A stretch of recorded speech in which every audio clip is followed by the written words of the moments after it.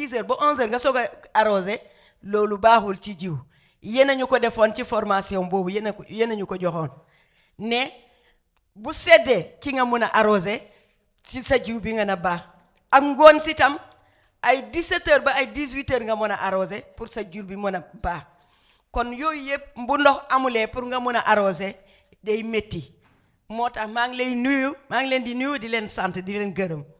Assalamualaikum. Nje nyara kare som nyara sane. Wa mangne. Nje kare som nyara sane mi ru 5. Nje pone nanam di kan dimba yaay ku senum pop enda marasase. Ni kontani somases kar. Ni kontani fam di kontani. Kabinan ku jawlo alhamdulillah. Fukenum kep ku lalan ku senoli waf pop no pop babaji wanku ngarloli wono kore ni ende jambandi biobi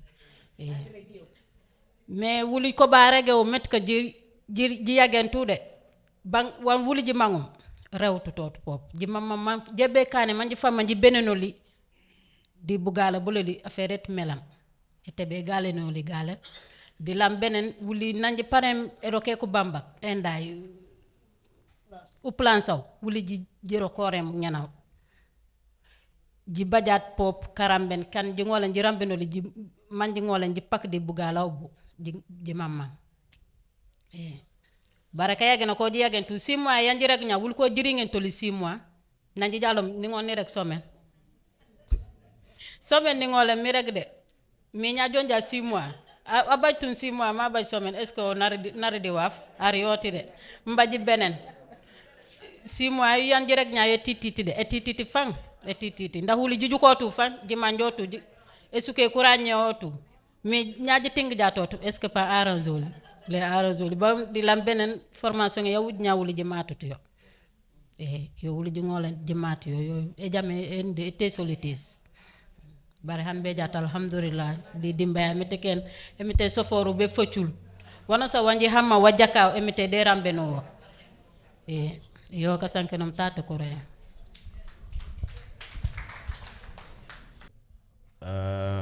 préfet nee na mu ngi lay nuyu bu baax ci présidence bi ni nga nekkee di présider la rencontre mu ngi sant di gërëm ONG Dimbaya ak ONU Femmes ci ndimbal bañ leen dimbal ñoom waa Ulampan précisément 5 nee na ñoom liggéey bu ñuy def ci tool bi liggéey bu am solo la mais malheureusement dafa xaw a métti parce que arroser yombul da ngay ji dara nga arroser ko ci suba arroser ko ci ngoon donc vous imaginez soo amul ndox bu bëre pour mën a jox gàncax bi la mu soxla ci ndox day xaw a jafe mais nee na ONG Dimbaya depuis mu dugal loxoom seen biir groupement ba tey ñoom gis nañu lu bëre wàññeeku na ci coono mais gis nañu aussi li liggéey bu ñuy def mu ngi gën a jëm ci kanam parce que tout récemment rek nee na ci biir semaine bi ONG Dimbaya daf leen doté d'engrais vert d'engrais bio mooy dernière acquisition bu ñu jot mais ñoom jot nañu semence jot nañu leneen ak leneen lu leen permettre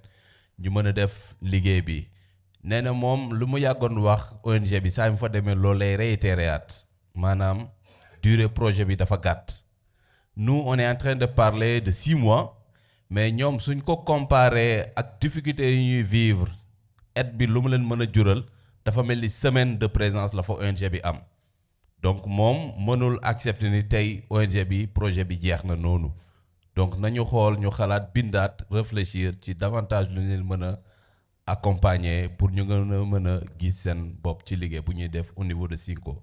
L'autre chose aussi elle disait que le travail se fait à la main maanaam ñoom amuñu beneen jumtukaay bu dul jëli seeni loxo di liggéey di ko liggéeyal suuf si donc vous imaginez suñu bëggee am emblavé espace bu mag day jafe ci ay jigéen amul góor ay jigéen ñoo fay nekk di seen daal seen doole donc suñu leen mënoon gën a jàppale ci ay jumtukaay yu gën a mën a faciliter le travail de la terre day gën a yomb à leur niveau donc loolu laa amoon un peu comme traduction par rapport à ces propos en Joola merci.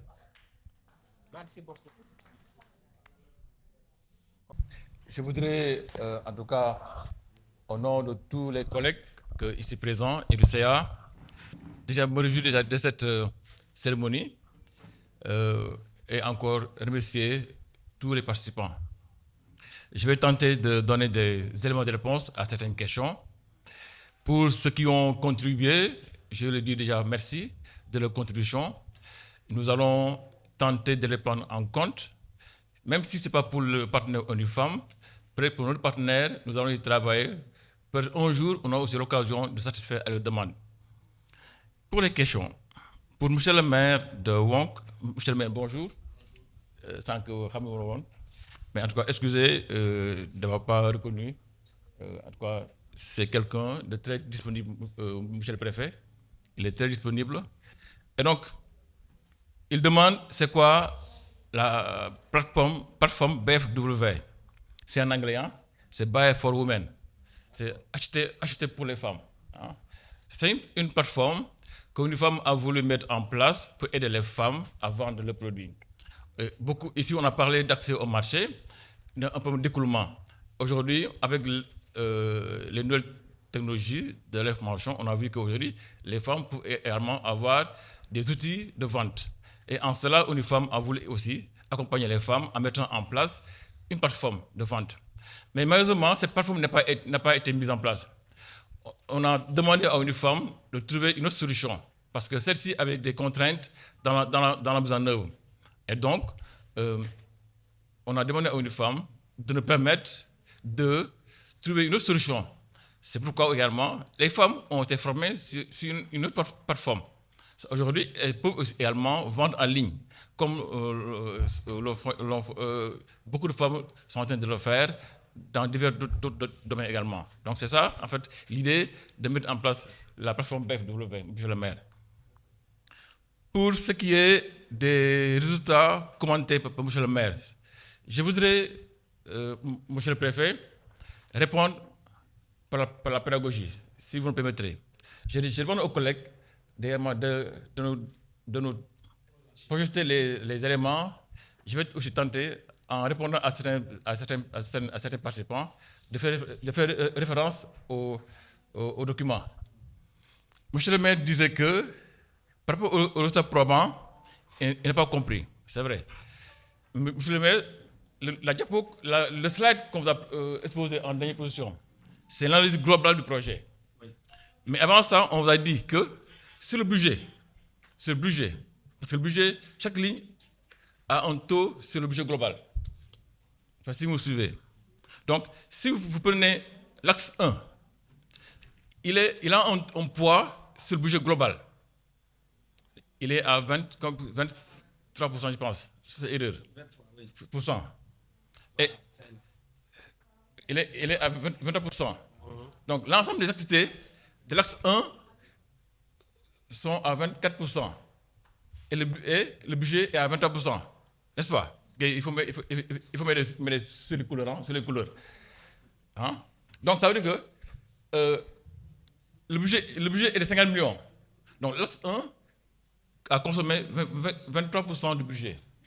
Et ces 23%-là ont aidé à mettre en œuvre 24% des activités du planning, de mise en œuvre. Forcément, il y a une logique, n'est-ce pas? Il y a une logique. Il ne faut pas voir ça par... c'est l'ensemble, mais il faut voir que l'ensemble du projet, l'axe 1 a un taux faible par rapport à d'autres axes. N'est-ce pas? C'est ça que ça signifie. N'est-ce pas? Même chose également pour l'axe 2 également. Donc ça veut dire que l'axe 2 est beaucoup plus important que l'axe 1 et 3. En termes de budget, mais également, en termes également d'activité. C'est là où on trouve beaucoup d'activités qui ont été mises en œuvre sur l'axe 2. Forcément, en termes de poids, donc il a le poids le plus important en termes de budget également. N'est-ce pas? Mais si vous prenez l'ensemble des axes, forcément, toutes les activités ont été mises en œuvre. C'est pourquoi souvent vous voyez 100%. Parce que les activités planifiées ont été mises en œuvre. Mais sur le budget global, le poids également, il joue pour un taux. Je ne sais pas si vous comprenez. Maintenant, par rapport aux autorités, oui, au début, on a tenté, on a communiqué sur le projet. Et quand on va en mission, souvent, on fait des crochets pour dire bonjour à certaines autorités. Mais souvent, quand on arrive, souvent, les autorités n'ont pas le temps de nous accueillir. Souvent. Et nous également, bon, comme on a fait ce que nous on devait faire, bon, nous aussi, souvent, on continue pour faire notre travail. Parce qu'on est venu pour faire un travail. Et par respect, on passe pour dire bonjour à l'autorité. Et si l'autorité n'a pas le temps, bon, nous aussi, on fait aussi notre travail. Et maintenant, je pense que, pour moi, on donnerait aux autorités d'être disponibles pour les populations, mais aussi pour également les partenaires. Parce que nous, on vient pour vous aider dans votre travail, n'est-ce pas?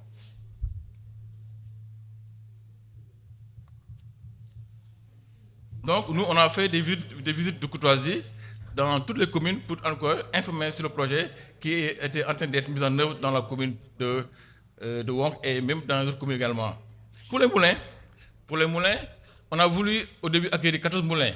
Mais compte tenu des fonds qui étaient à notre disposition, on n'a pas pu acquérir les 14. On a seulement acquéri 6.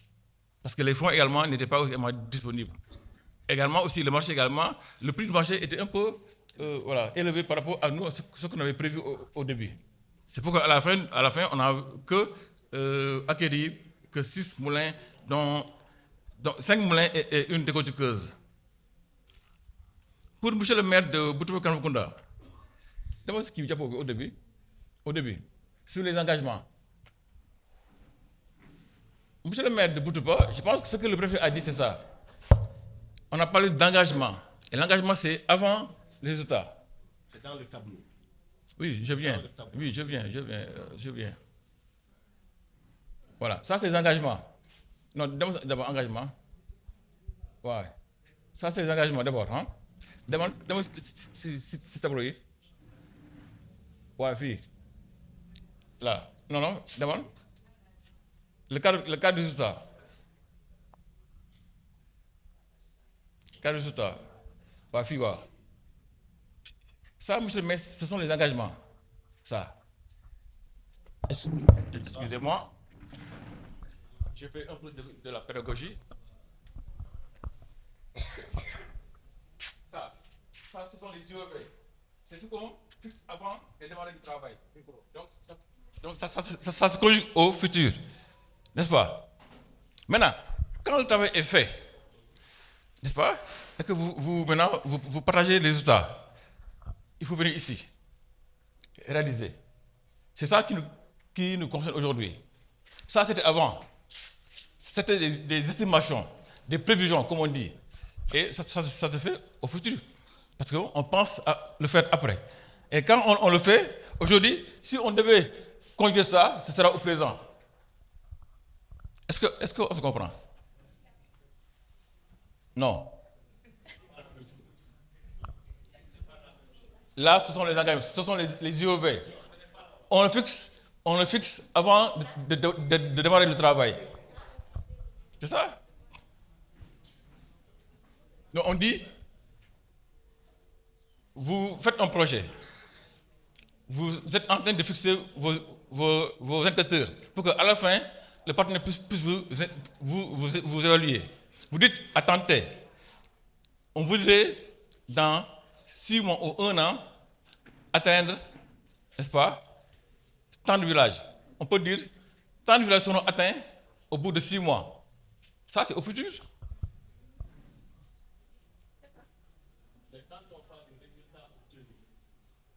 Obtenu, c'est ça. C'est ça. Ici. Excusez-moi. J'ai compris. Non,